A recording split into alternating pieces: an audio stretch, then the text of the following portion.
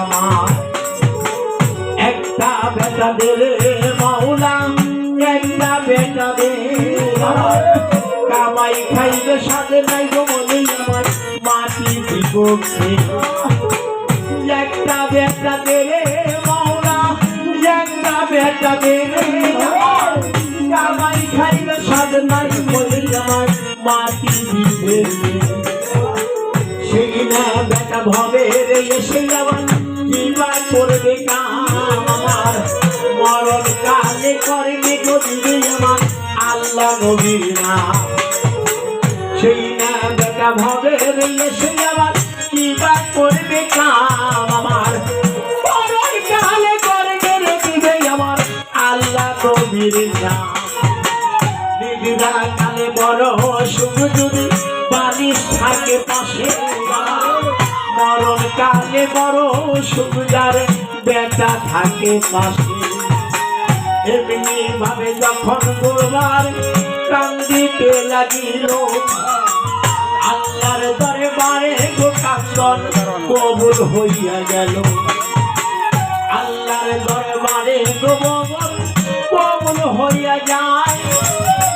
জিবরাইলকে ডাইকারে তখন আবার বলছে সেই সময়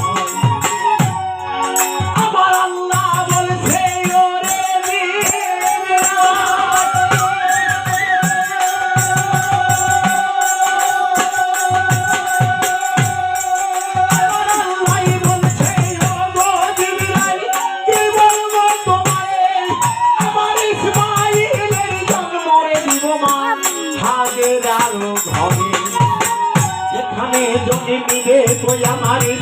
মাইল কই জানব আমি সেইখানে গড়িয়া দিব আমার মক্কা মসজিদ ঘর।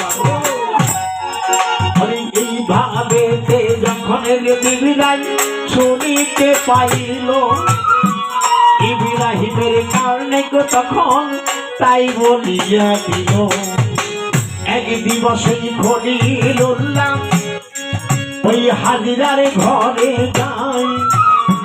মুহাম্মদী নূর গো ছিল ওই ইব্রাহিমের গায়ে। মুহাম্মদী নূর গো যখন বিজলিত ছিল আমার শুনতে এই হাজিরা বিবি একটা চুম্বন মাইরা দিল। এক চুম্বনে হাজিরা গর্ব হইয়া যায়। এক মাস 2 মাস করে বাবা এমনি করে যায়।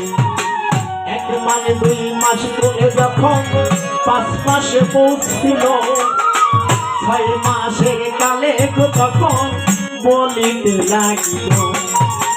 হাজিরার ওই গর্ব দেখে কি গর্ব করিল আবার হাজিরা দেবী তখন তোমার জানাবার চলিয়া উঠিল।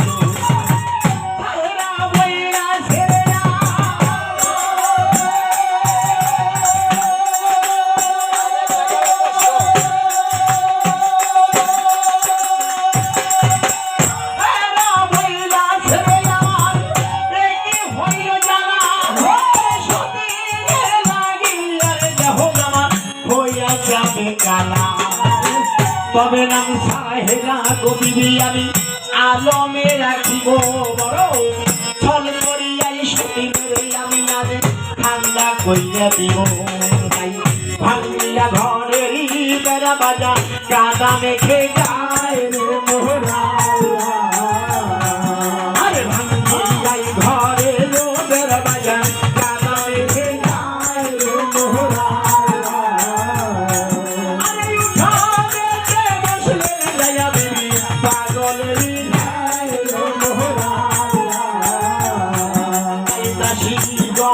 খবর দিল দয়া বলিল খায় রে মোহরা।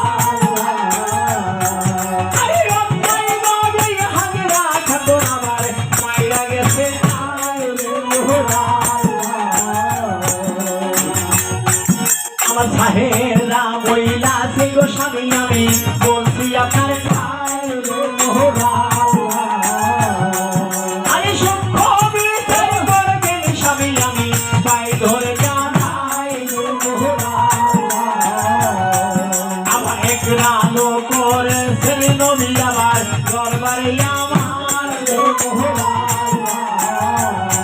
ওই কাজ করিলে গোপরে তুমি হবে গুনাহগার